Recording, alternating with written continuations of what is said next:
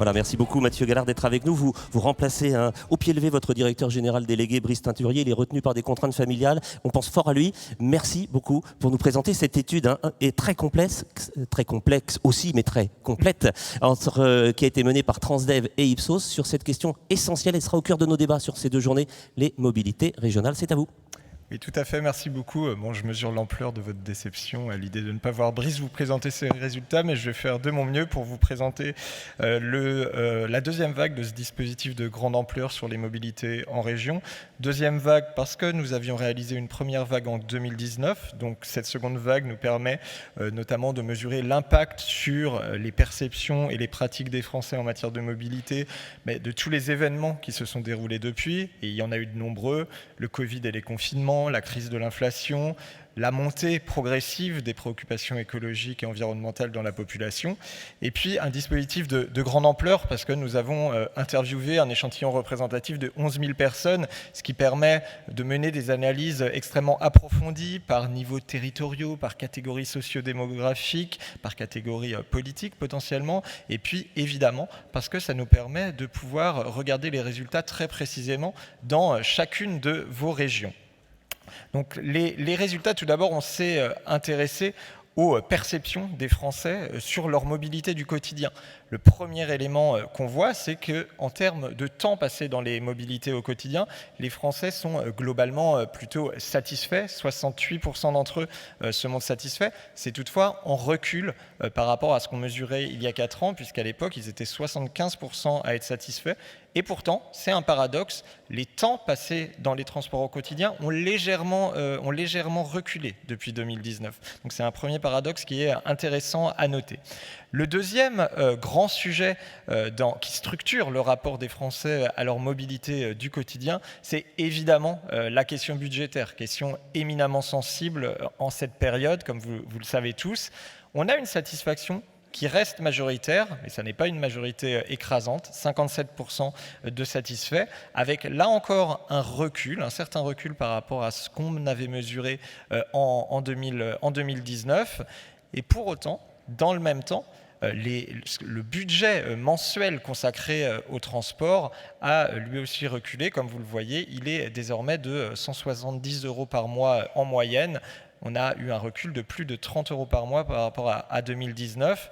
Là, on a sans doute l'effet croisé à la fois, certes, de l'inflation, mais aussi des efforts que les Français ont fournis pour réduire leurs déplacements, éventuellement pour moins dépenser en matière de maintenance de leur véhicule ou d'autres types de dépenses. Donc ces premiers éléments concernent le rapport des Français à la mobilité. On s'est aussi évidemment concentré sur leurs pratiques. Le premier élément, qui est évidemment très structurant et qui ne vous surprendra pas, c'est la prédominance de la voiture dans les mobilités au quotidien. Comme vous le voyez ici, très rapidement, la voiture, ça reste de très loin le mode de transport le plus utilisé. La marche à pied arrive en second. Les autres types de transport sont loin derrière. Donc la voiture reste très structurante.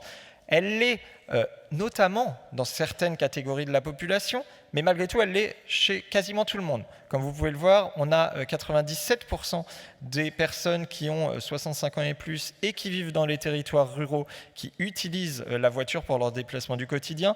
Mais même chez les jeunes qui vivent dans des centres urbains, on en a 67% qui l'utilisent. Donc la voiture, elle reste incontournable pour l'ensemble des populations.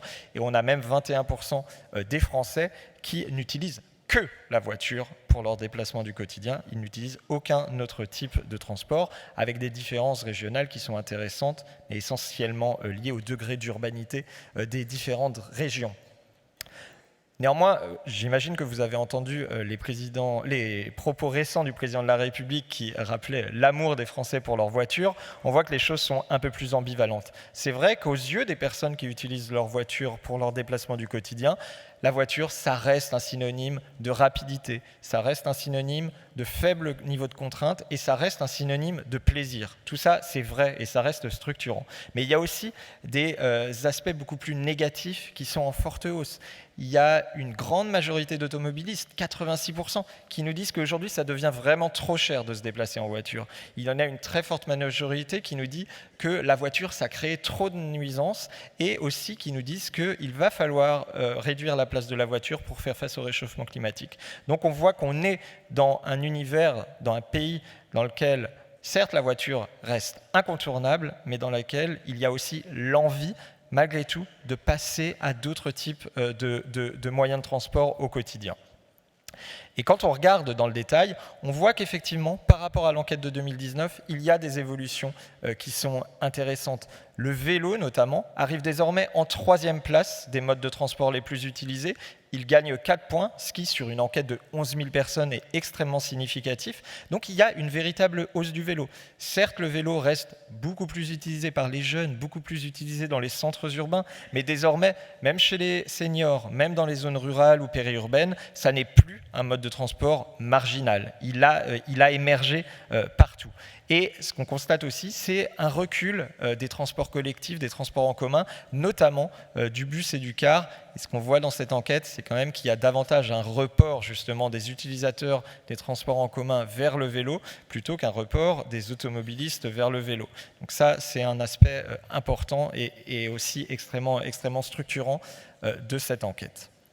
Ce qu'on peut voir quand on se penche un peu plus précisément sur l'image des transports collectifs, c'est que globalement, il y a un recul de leur perception par les Français, recul assez net par rapport à ce qu'on mesurait en 2019 et qui s'articule autour de 2 dimensions. Tout d'abord, il y a le sentiment que l'offre de transport en commun est moins satisfaisante. L'offre, c'est le nombre d'arrêts, c'est la durée de trajet pour faire ses parcours, c'est la fréquence de passage, c'est le nombre de lignes proches de chez soi. Ça, c'est un élément évidemment important. Si on est mécontent de l'offre, on ne va pas se tourner vers les transports en commun, notamment vers les transports en commun.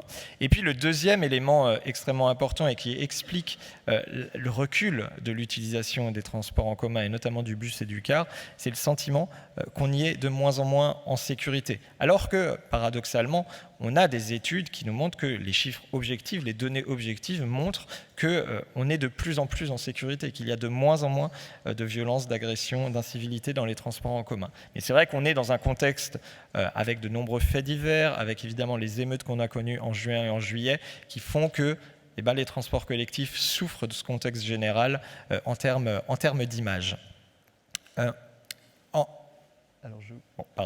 On a un petit peu creusé aussi des éléments liés à plus précisément l'image des TER et du Transilien, en demandant donc aux personnes interrogées ce qu'ils en pensaient. Vous voyez, il y a un certain nombre de dimensions qui sont relativement mal jugées. La notion de la fréquence de passage des trains, la notion des retards, de l'importance des retards.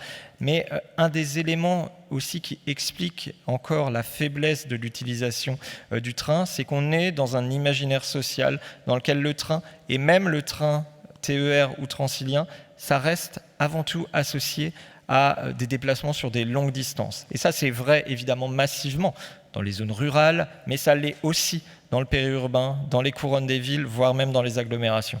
Donc c'est un axe évidemment de communication important, faire comprendre aux citoyens que le TER, le Transilien, il est là aussi pour les mobilités vraiment du quotidien pour les Français. On est dans un contexte où, par ailleurs, l'ouverture à la concurrence des trains régionaux, elle est jugée comme étant une très bonne chose. On a 78% des Français, c'est une majorité écrasante, qui jugent que c'est une bonne chose. C'est même très légèrement en hausse par rapport à ce qu'on avait mesuré en 2019. Donc on voit là qu'on est sur un sujet qui ne fait pas véritablement débat dans l'opinion. Ce qui est très intéressant, c'est quand on regarde par positionnement politique, il n'y a pas de clivage réel. Globalement, toutes les familles politiques approuvent, peut-être dans des ampleurs un peu différentes, mais elles approuvent majoritairement toutes cette ouverture à la concurrence. Donc ça, c'est vraiment quelque chose qui, dans l'opinion, n'est pas véritablement un sujet de débat. Ensuite, on s'est penché évidemment sur les leviers qui permettraient de changer les comportements et notamment de rendre les transports, les alternatives à la voiture de manière générale plus attractives pour les Français et notamment pour la grande majorité, c'est 86% qui utilisent régulièrement la voiture pour leurs déplacements du quotidien. Ce qu'on peut voir, c'est tout d'abord quand on demande globalement aux automobilistes, justement, pourquoi est-ce qu'ils n'utilisent pas ou pas plus souvent les transports en commun, ce sont très majoritairement des dimensions qui sont liées à l'offre, comme je le disais tout à l'heure, qui émergent avant tout. C'est des dimensions qui sont liées à l'absence de ligne, à la fréquence qui ne serait pas assez forte des passages, à l'absence d'arrêt, etc. Toutes ces dimensions, elles sont toutes dans les premières positions du classement, et on voit que les autres aspects sont beaucoup plus secondaires. L'aspect tarifaire, le coût notamment, est assez secondaire finalement, et on y reviendra peut-être un petit peu plus précisément ensuite. Ce qu'on voit, évidemment, mais ça, voilà, on pourra le creuser dans des rapports complémentaires, c'est qu'il y a des différences massives dans ces perceptions selon le type de territoire où vous habitez. Dans les zones rurales, voire périurbaines, c'est l'absence tout simplement de lignes qui est mise en avant pour justifier sa non-utilisation des transports collectifs. Dans les zones urbaines, les métropoles, leurs couronnes, ça va plutôt être la fréquence de passage, ça va plutôt être l'amplitude horaire du passage des transports collectifs qui va être mobilisée pour expliquer pourquoi une partie des habitants n'utilise pas ou quasiment jamais les transports en commun. Et du coup, assez logiquement, quand on interroge les Français et notamment ces automobilistes sur les leviers qui pourraient faire qu'ils utilisent davantage les transports en commun, ou en tout cas les alternatives à la voiture, c'est des éléments qui ont trait à l'offre de transports en commun qui arrivent très largement en tête. Il y a beaucoup d'autres éléments, on n'a d'ailleurs pas mis tous les leviers, toutes les pistes qu'on a testées. Il y a des éléments qui ont trait au vélo, à l'autopartage, et qui peuvent avoir un intérêt pour une partie des Français, notamment pour les Français les plus urbains. Mais malgré tout, voilà, l'offre de transport en commun, c'est vraiment le levier principal pour une majorité de Français, pour essayer justement d'abandonner cette voiture dont on voit très clairement qu'il y a chez une grande partie des Français le sentiment qu'elle crée une forme de dépendance en fait. C'est intéressant du coup de noter que même quand on fait justement des pistes, la question de tarifaire n'est pas prioritaire. Même quand on demande aux Français spontanément, en question ouverte, comme on dit dans le langage des sondages, ce qu'il faudrait faire pour qu'ils utilisent moins la voiture, la question tarifaire est assez secondaire. Et c'est intéressant de voir que les Français ont une image très biaisée du reste à charge finalement. Il n'en a que 26% qui nous disent que ce qu'ils payent quand ils prennent un ticket, un abonnement à des transports en commun, ça correspond à environ un quart du coût total. C'est d'ailleurs très stable dans le temps. Mais on voit que ces questions tarifaires sont à la fois pas forcément si prioritaires que ce qu'on pourrait croire, et en même temps elles sont extrêmement mal connues. Et elles restent mal connues. Donc il y a sans doute des possibilités de faire de la pédagogie sur ce sujet. Autre sujet, sujet sur lequel on a eu de très bonnes surprises, c'est celui des systèmes d'information qui ont été mis en place par les régions, les sites, les applications qui permettent aux utilisateurs, aux usagers de se renseigner sur les transports en commun, leur fréquence de passage, leurs arrêts, etc. Premier élément, leur notoriété est de 51%. Quand on demande aux personnes s'ils connaissent le nom du système d'information de leur région, 51% le connaissent. C'est en très forte hausse par rapport à ce qu'on mesurait en 2019, puisqu'à l'époque, c'était seulement 29%. Des hausses comme ça en quelques années, c'est relativement rare finalement. Donc ça, c'est un premier élément très satisfaisant. Et deuxième élément très satisfaisant, c'est la satisfaction vis-à-vis des services offerts par ces sites ou ces applications. 81% de satisfaits parmi les usagers plus ou moins réguliers, mais ceux qui utilisent au moins de temps en temps ces services d'information. Donc on est sur une dimension qui est évidemment très importante, la possibilité de pouvoir s'informer facilement, pratiquement sur ces transports collectifs. Et on voit que de ce point de vue-là, il y a des vraies avancées qui ont eu lieu en 4 ans. Autre point et dernier point de cette enquête, ou en tout cas de ce que je vous présente aujourd'hui, c'est celui des zones à faible émission. Ce qu'on voit dans l'enquête, c'est que, ça n'est pas une surprise, c'est un dispositif qui est extrêmement clivant dans l'opinion publique. Globalement, les arguments qui sont opposés à la mise en place des ZFE suscitent plus d'adhésion. quand on demande aux Français ce qu'ils en pensent, ils nous disent que ça va faire peser trop de contraintes sur les automobilistes, et notamment sur ceux issus des catégories populaires. Ils sont 88% à être d'accord avec cette opinion, alors que un argument plus en faveur de la mise en place des ZFE, celui du fait que globalement il va falloir en passer par ce type de mesures pour lutter contre le réchauffement climatique de manière efficace, ça recueille certes une adhésion majoritaire, 55%, mais nettement moins majoritaire. Néanmoins, il y a quand même un clivage très fort, avec 43% des Français qui sont favorables à la mise en place des ZFE, 43% qui y sont opposés. Donc on a vraiment une France coupée en deux sur ce sujet, et avec des différences qui sont assez logiques en termes de région, comme vous pouvez le voir, et en termes de territoire. Les habitants des centres urbains, ils sont très majoritairement favorables. Les habitants des zones rurales et périurbaines, ils sont évidemment beaucoup moins enthousiastes. Ces éléments se retrouvent ensuite dans la carte des régions. Les régions les plus urbaines sont plus favorables à la mise en place des ZFE.